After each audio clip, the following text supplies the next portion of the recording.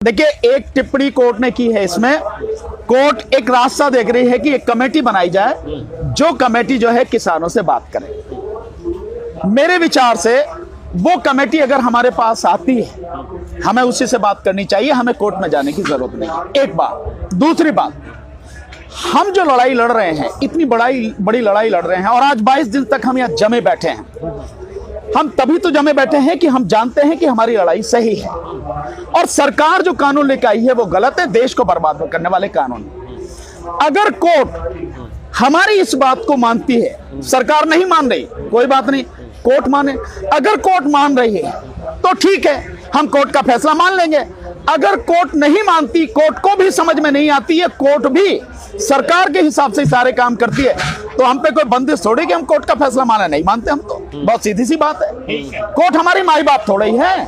Court न्याय करने के लिए है, क्योंकि हम ये जान रहे हैं जो अयोध्या का मसला आया, अयोध्या के मसले में न्याय नहीं हुआ, और कोर्ट भी इस बात को स्वीकार कर रही। कैसे? अयोध्या के मसले में कोर्ट ने कहा कि वहां पे मंदिर नहीं था, मंदिर तोड़ा नहीं गया, वहां पर मस्जिद थी, मस्जिद ही तोड़ी गई, वहां पर मंदिर की कभी कोई पूजा नहीं हुई, और मंदिर के संबंधित कागज भी उनके पास नहीं है। इतना सब कुछ मानने के बाद भी कोर्ट ने उन्हीं को वो मंदिर की जगह दे दी जिन्होंने उसको मस्जिद को तोड़ा, जिनके पास कुछ भी नहीं था।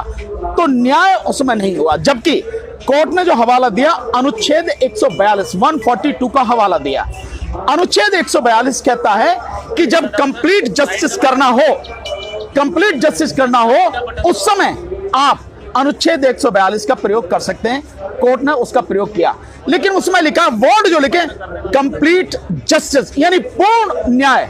अब मुझे आप बताइए कि जब आप मान रहे हैं कि इन्हीं लोगों ने तोड़ी, इनका कोई मतलब ही नहीं है, उन्हीं को आपने दे दिया, तो इसका मतलब ये हुआ कि कल मेरे घर को कोई भी आके तोड़ जाए और कहने लगे ये घर मेरा है, तो आप मुझे कहेंगे रहने दे, झगड़ा हो जाएगा, तू रहने दे, इन्हीं को दे दे।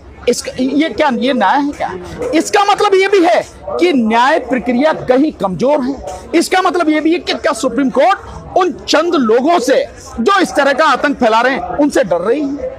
तो अगर डरेगी तो न्याय कैसे करेगी? और सुप्रीम कोर्ट ही अगर डरने लगेगी तो फिर न्याय कैसे मिलेगा? इन सारी चीजों को समझते हुए जो हमें नजर आ रहा है, हमारा बहुत स्पष्ट है, हमें कोर्ट में जाने की जरूरत नहीं है।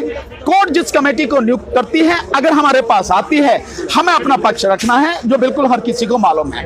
कोर्ट उसे एक्सेप्ट करती है, बहुत अच्छी बात है। नहीं करती है तो हम आंदोलन पे हैं, ये बहुत सीधी बात है। देखिए,